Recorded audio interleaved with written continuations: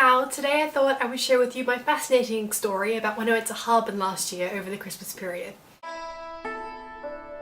So we arrived on Boxing Day, and for any of the Americans watching this, that's the day after Christmas, and we got there and we've been told it's very cold there, so we brought layer upon layer, and it's weird because in Australia, cold is what, like -4 degrees.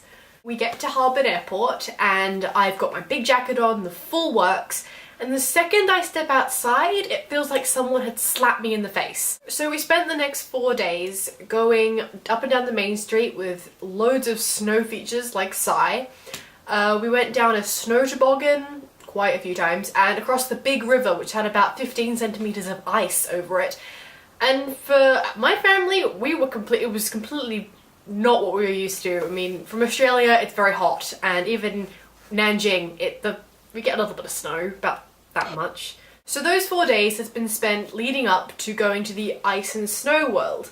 And this place is the #1 thing to do in Harbin, so if you ever get to go there, go to this place because it is the highlight of the trip. Basically you go there just when it's getting dark, so around 4 p.m, and you just watch the magic unfold. It's an entire park filled with sculptures and buildings that are life-size made out of ice.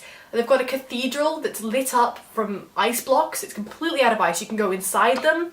It is so much fun. Freezing, it's about -30 degrees Celsius in there, but it is amazing. So we were just walking around, and once we'd taken in the entire surroundings, we found this line of about 200 people near a slide. And I love adventure rides, so I thought, why not? So we stood in this line for 45 minutes.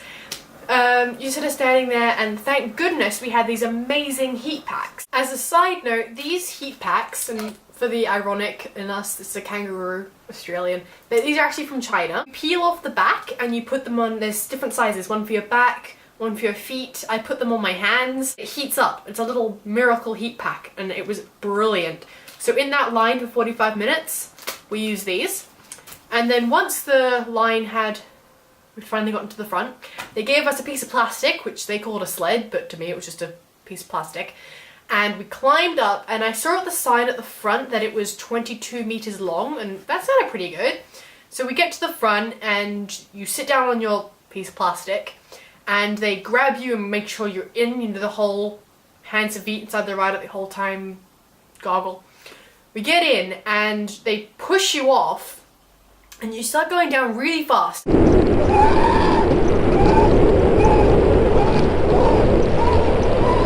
Going on this thing, I was freaked, and then you get to the end, and it's not a soft mattress of loveliness at the end. It is literally a wall of ice with a thin layer of sleet over the top. It was scary. And then I saw at the end of it, it was 107 kilometers an hour. I don't know if I should believe that, but it said at the end of the ride 107 kilometers an hour. That cannot be safe. But with a little hot chocolate and those amazing heat packs, everything was fine. We spent the rest of the next 2 days just walking around and just doing stuff in Harbin, but I really do recommend going to Harbin. That's it for today. Tune in next time, and I want to know, do you want to see more stories like this or a video like last week's? Let me know in the comments. Don't forget to subscribe and like this video. It'll help me out a lot. Thank you, and I'll see you next week. Bye!